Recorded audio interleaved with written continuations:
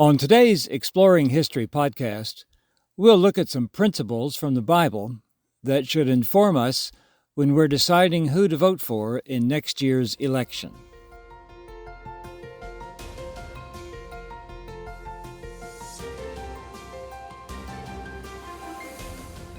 Welcome to Exploring History with Ray Notgrass, a production of Notgrass History.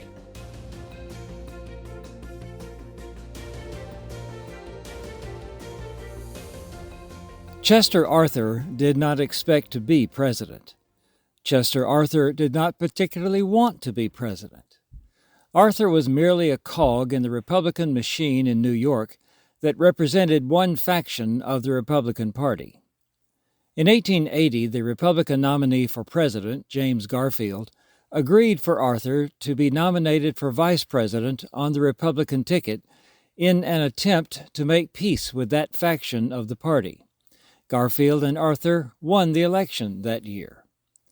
Then, 4 months into Garfield's presidency, the unthinkable happened.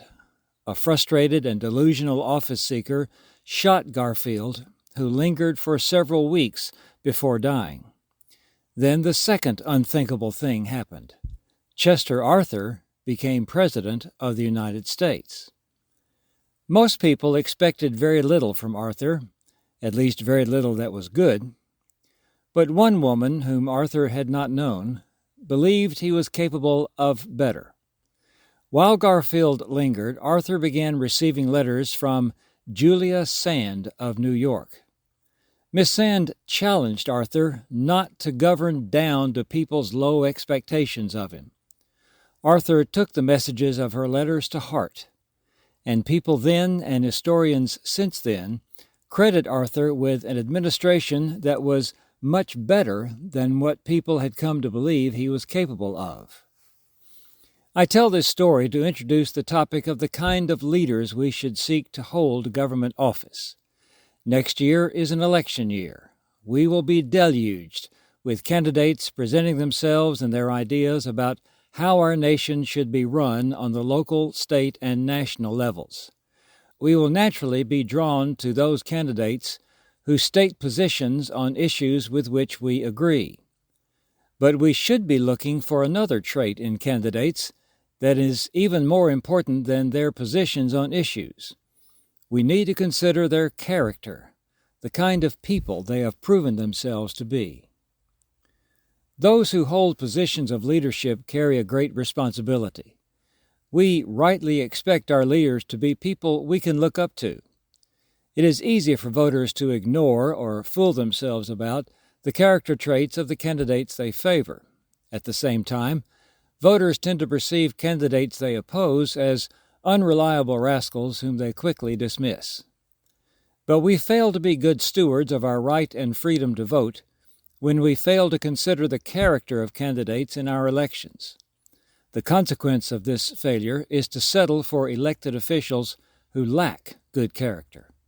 When this happens, the policies and practices of our government officials can be disappointing. In many passages of Scripture, God teaches the importance of leaders being people of godliness. After God had brought the children of Israel out of Egypt, but before he had given them the law from Mount Sinai, Moses' father-in-law suggested a system by which people other than Moses could settle lesser disputes among the Israelites. This would relieve Moses of some of the burdens of leadership. It also would enable him to concentrate on being the people's representative before God, teaching the law to the people, and focusing on the more difficult cases. Moses was to choose judges who were, and I quote from Exodus 18, verse 21, able men who fear God, men of truth, those who hate dishonest gain.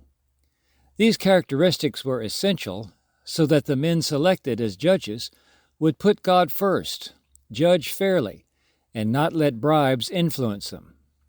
If the judges did not possess these characteristics, justice would not be served, and the people would have a hard time respecting their decisions.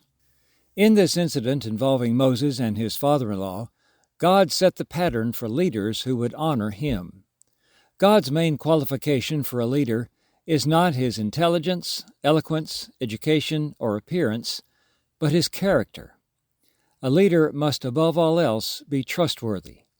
If a leader has the right kind of character, he will be more likely to deal with the situations that confront him in the best way possible.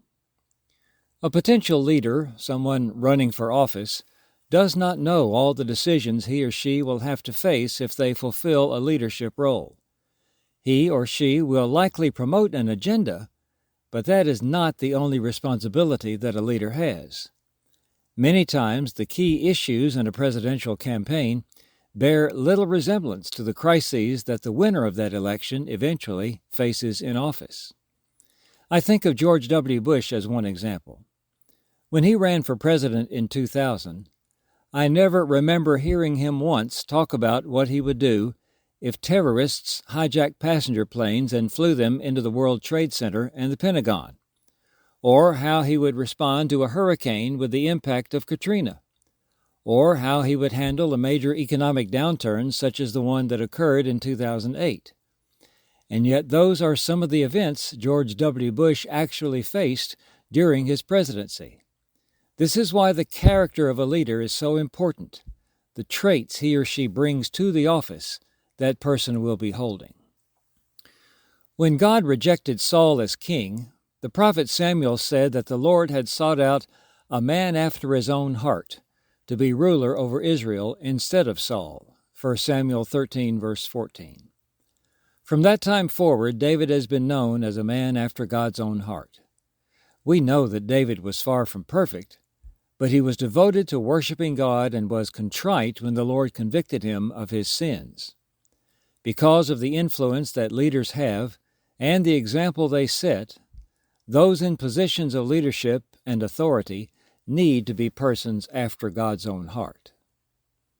As King Solomon compiled his collection of Proverbs, he had a special interest in the characteristics that a king should possess and the failings that a king should avoid.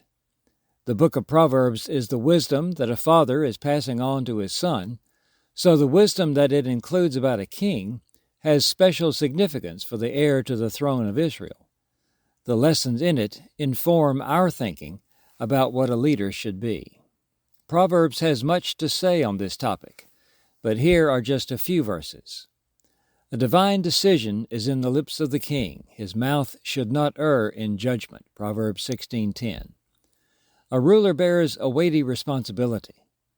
Because God places a person in a position of authority, he or she should strive to speak the truth and should avoid playing favorites. The judgment of a ruler affects millions of people, but even when a ruler addresses one person, he should speak the truth.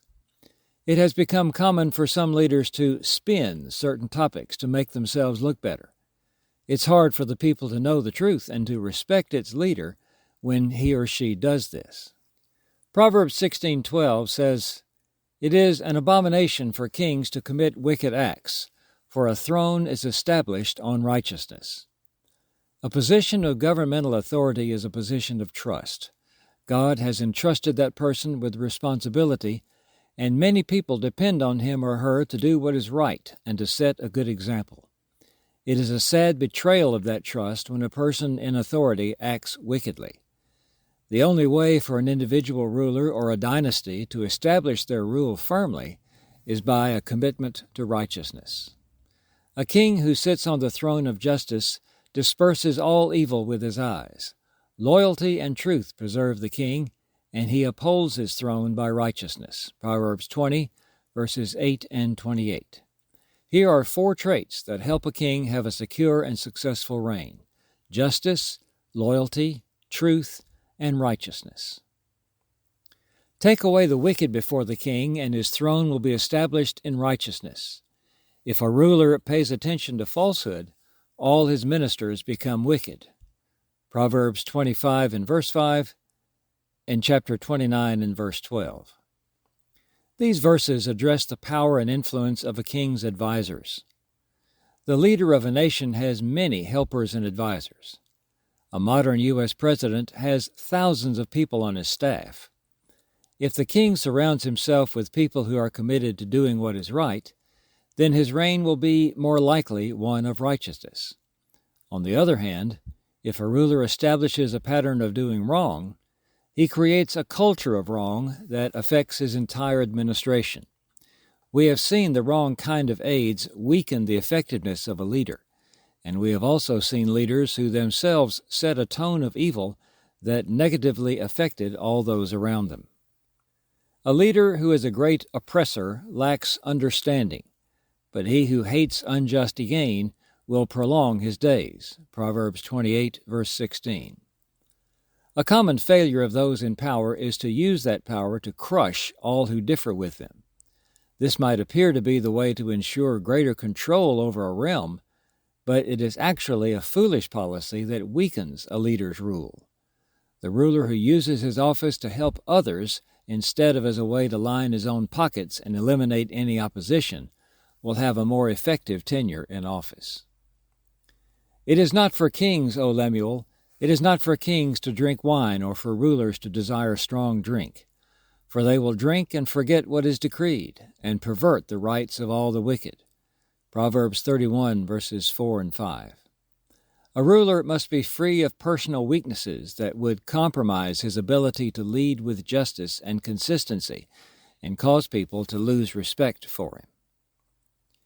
Ezekiel 34 is a chapter that offers a stinging rebuke to those described in the passage as the shepherds of Israel, that is, those in positions of leadership.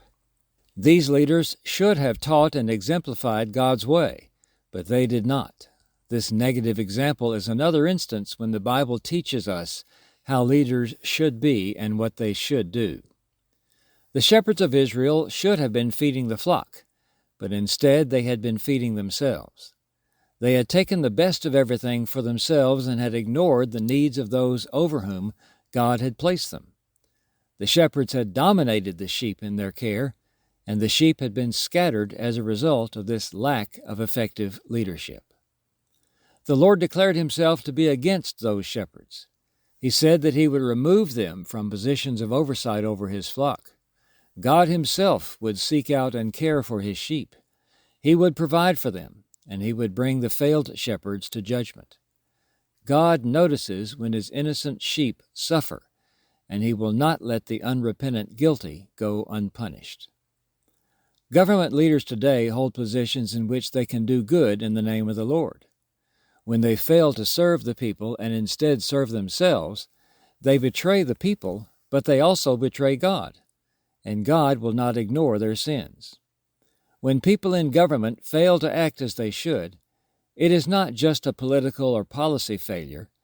It is a betrayal of the stewardship that God has placed in the hands of one group of people to serve others, especially those who do not have the power and influence to help themselves. The teachings on leadership in the New Testament deal mostly with leaders in the church. However, we can apply the principles of that setting to leadership in government also. Jesus taught his disciples that the world's model of leadership would not work in the church. In the world, rulers lord it over their people, and great men throw their weight around. In the church, by contrast, greatness comes by serving, and those who want to be first must be last of all. This was the model of leadership that Jesus himself set. See Mark 10, verses 41 through 45. Many government leaders are true servants. Others in government claim to be the servants of the people, but their actions say otherwise. We need elected officials who see themselves first as servants, not as masters. Peter instructed church elders on how they should lead, not because they feel forced to do so, but because they want to. Not to see what they can get out of leadership, but because they want to serve. Not lording it over the flock, but being an example to the flock. 1 Peter 5, verses 1 through 4. The do as I say, not as I do style of leadership does not work in either a family, a church, or a society. In a similar vein, Paul instructed Timothy not to let his youthfulness be a hindrance to his effectiveness as an evangelist. Instead, Paul told the young man to set the believers an example in speech, conduct, love, faith, and purity, 1 Timothy 4 and verse 12. How desperately we need leaders who will set a good example in these ways. A leader should be a positive example. He should not simply make excuses for his poor behavior. Our leaders won't be perfect. No leader is, because no human is.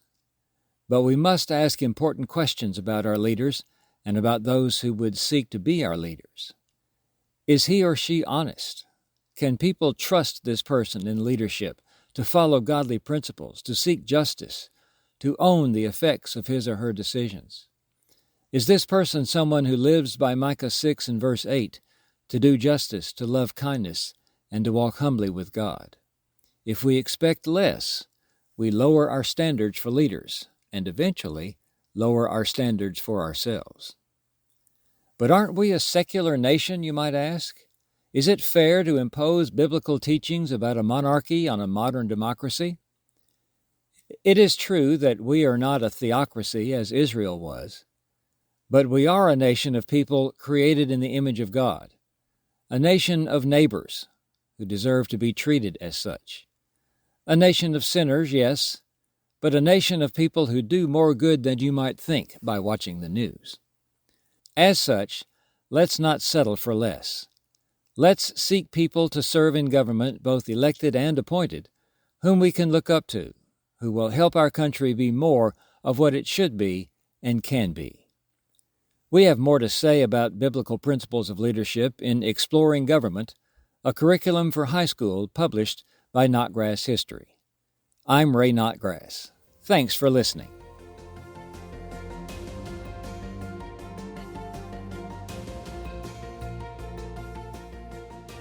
This has been Exploring History with Ray Notgrass, a production of Notgrass History. Be sure to subscribe to the podcast in your favorite podcast app, and please leave a rating and review so that we can reach more people with our episodes.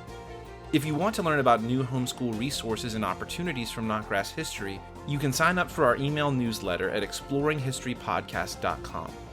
This program was produced by me, Titus Anderson. Thanks for listening.